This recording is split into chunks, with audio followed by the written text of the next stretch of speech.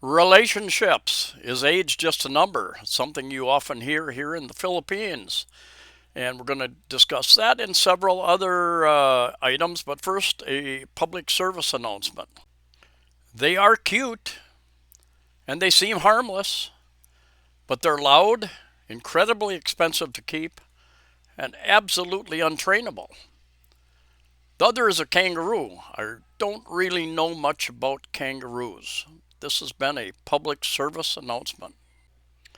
Age is just a number is something you often hear here in the Philippines, and it's very, very common to see older, mature gentlemen with much, much younger Filipinas as their wife, their girlfriend.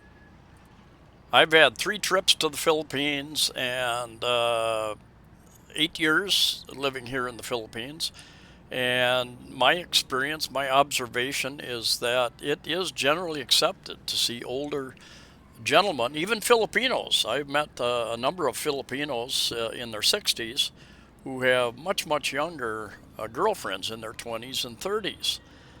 Um, I have personally had 3 relationships, I guess. First 2 were relatively short, and I think the second one was less than a year, and the first one was several months, more of a activity partner. And the present girl I'm with for 5 years, so it's and I've got 25 years on her. In the U.S., I dated a couple of girls over the years, about 10 and 11 years younger than me.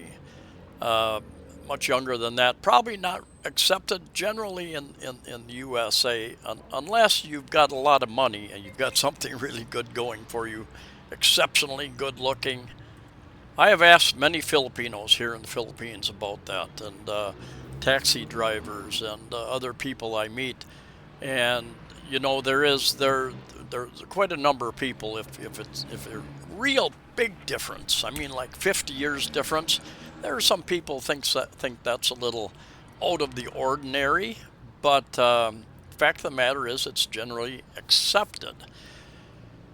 And I have my observation and my some of the people that I know, acquaintances, they've got much larger gaps in age than what I do, and they appear to be having a very good relationship.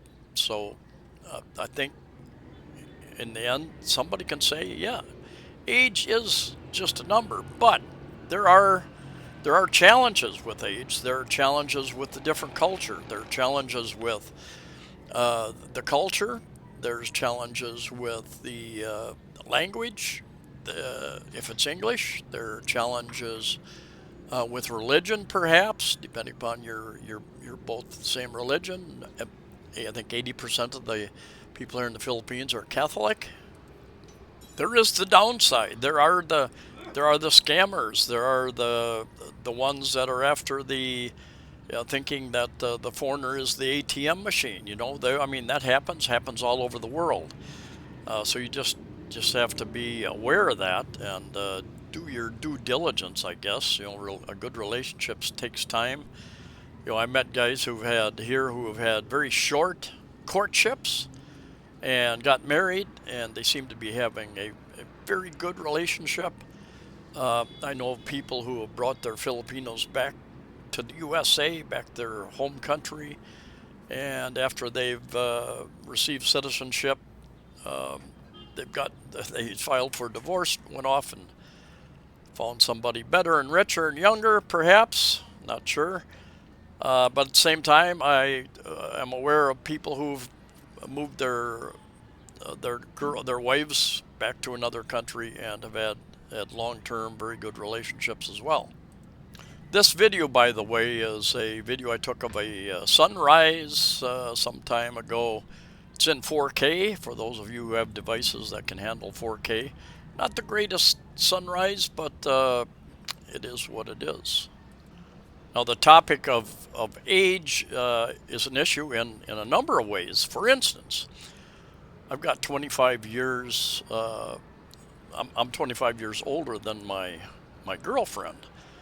I've had a different type of education than she has. I've had 25 years more time to learn different things. I've had where she has been working pretty long hours most of her adult life, and at the same time they live in large family groups. Usually they're very busy with family. I was married for 11 years. I've had a few relationships in between there back in the USA, but basically I had a lot more time to myself, and I had the the interest in many things. I spend a lot of time learning and listening to books and documentaries, and so we come from different cultures. Our backgrounds are different. We have interests in different things. But that can happen any place in the world. It can happen if you have a relationship with somebody in your own country, just from across town or a different part of your country. They can have a different accent, a different learning experience, a different interest level in different things. The food here, I know a number of expats, their wives, girlfriends, they cook what they like. I know one guy I know, he likes Thai, and the Filipino wife cooks him Thai, and then she cooks whatever she wants.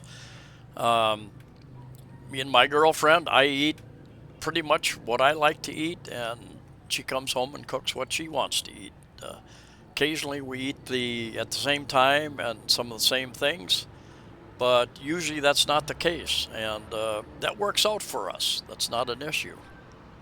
One of the biggest issues I think I've heard from friends and expats who have girlfriends and wives here is that, and it's one of the reasons why a lot of expats go and start finding expat groups, Americans or Europeans, Australians, uh, who have similar background, similar history, uh, similar types of education, because it's difficult oftentimes to have a conversation, a little more in-depth conversation with somebody coming from a different educational experience, a different cultural experience, um, that type of thing. It's if you want that conversation about sports, about politics, about religion, about so many different topics that you might be interested in, it might be difficult to find unless you find somebody who has the same interests as you. And I know a couple expats, their wives are very avid in following some of the same sports. Basketball, for instance, one of my friends, he likes basketball, and him and his wife always talking about basketball, the latest USA basketball and Filipino basketball. But I think that's rather not very common. I think usually if you want to have those discussions, you're going to have to find an expat group, a friend from your own country who knows the teams and the grown up pretty much in the same type of culture. Another point would be activities. What are you interested in doing? Is your girlfriend, potential wife, interested in any of those same types of activities? And I was married for 11 years, been married once, and my wife, we didn't have a lot in common. I got married right out of college, and very short courtship. I should have been much longer. And in the end, we didn't have a lot in common. We each kind of did our own thing, and but we had a relationship. We had a relationship over 11 years. Um, my girlfriend now, I enjoy being around water and scuba diving, snorkeling, um, being more adventurous. She isn't. She's a little bit afraid of water. Many Filipinos are, as a matter of fact. They live so close to so much water in the ocean, but a lot of them, they're either like fish and they swim like fish. They're just really good, or they're, in more cases than not, they don't swim and they seem to be a bit afraid of water as well. How important is that to you, that your girlfriend would have some of the same interests? Your wife would have some of the same interests as you, whether it be hobbies or entertainment, those types of things. I watch documentaries, history, ancient history, um, do a lot of research about health and other related things, comedies, and very rare that we will sit down. And she seems to get very bored very quickly, and will go off and do her own little thing. We aren't going to watch the same movie for very long, for instance. But that's okay. We have, over 5 years, we have grown to know each other and understand each other fairly well. There's still a language barrier oftentimes. It's like, what did you say? What did you mean? I thought you said this. I thought you meant this. And so there is that communication challenge, put it that way. And sometimes she'll say, "You said this." I said, "No, that's not what I said. I said this, and this is what I meant." But that can be a challenge any place in the world, with even somebody from your own town or city. Communication is definitely key, but compromise is important. I do a lot of that. She does a lot of that, I guess.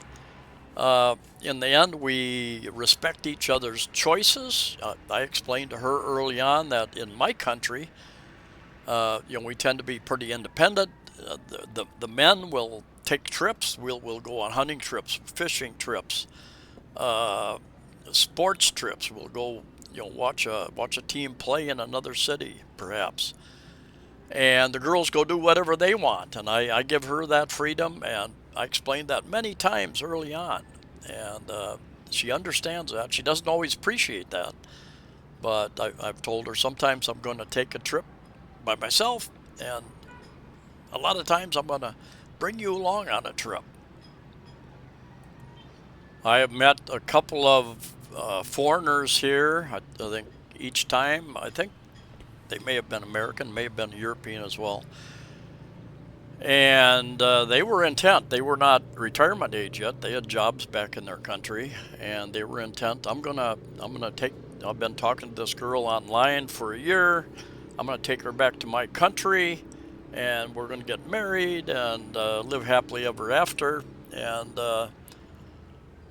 in a couple of those situations, the guy went up to get some more soda or something, I think, and I asked the girl. I said, "Are you excited about going going to Europe or going to America?" And they were honest with me, and they said, "No, I don't want to go."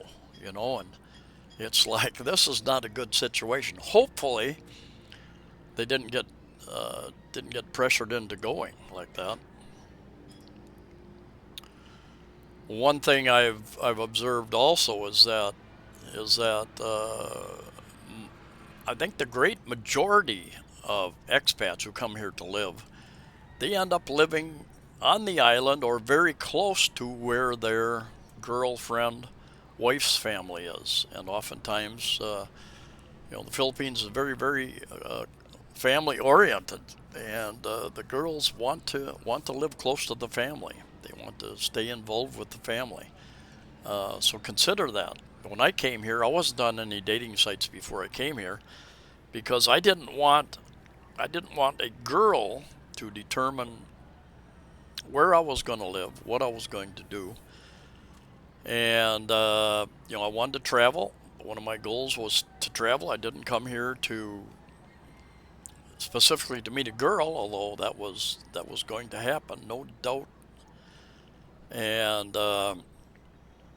but I wanted to be free to make the choices where I was going to live and those types of things. All of the girls that I've met here have been at least mid 30s, and a certain level of maturity at that point in time. Um, they all had children already, almost grown children. I think one had one just getting out of college, and one in high school, I think. And the other one, I never met the had a pretty young child. Never met. I did meet her mother. She came from another island. But another something else to consider is that a lot of these the guys will say, well, I don't want to have a child. I'm retired. I don't want to raise another child. And early on, the girl will say, yeah, that's okay. I'm okay with that. But what I've been told by friends who have been in those situations is that after a period of time, their family and friends are kind of pressuring them, and indeed they are interested in having a child. So, and I know several foreigners. A friend of mine, I think 70. I think he had a child at about 70, and very healthy, smart little kid now. So there are what many taxi drivers and other people I've talked to have mentioned is that, well, both sides, who's taking advantage of who. Um, both sides oftentimes are benefited. The girl and her family often benefit from the relationship, and of course the man. You've got a what are the other countries? There might be a couple other countries, Thailand maybe, where age is just a number pretty much. But where else are you going to find a young girlfriend and be able to establish a very good relationship? And I've heard that from Filipinos, taxi drivers in particular. Well, how old is your girlfriend? And how old are you? Well, you should have a child. It will be a beautiful child, and you don't worry. The family will raise the child. So you do not. Well, no. If I have a child, I want to raise my child. I want to be very directly involved in raising that child. But that is very common here. Girls and guys from the different islands and cities outside the big city, they have a child, whether they're married or not. They have a child. They go to the city to make money, to send money back to the family, or even they go overseas to work as an OFW, overseas Filipino worker, to send money back to the family. And the auntie, the grandmother, the auntie, somebody in the family helps take care of the family. The family raises that child, and they see him once a week, once a month, once a year, whatever their situation is. Those are my observations. There are challenges, but there are also great rewards. And take some time uh, to get to know your partner, and think about what's important to you. I shared my culture early on. Um, I shared a little bit about my culture, the history, what I did, religion, types of music I liked, types of food I preferred, all those types of things. You don't want to get married and then have a big surprise that you have absolutely nothing in common. You don't like anything in common, and that would just make it much more challenging, no doubt. Anyway, looking forward to comments and discussion. And anyway, thanks for coming along. Safe travels to you all, and we'll see you next time.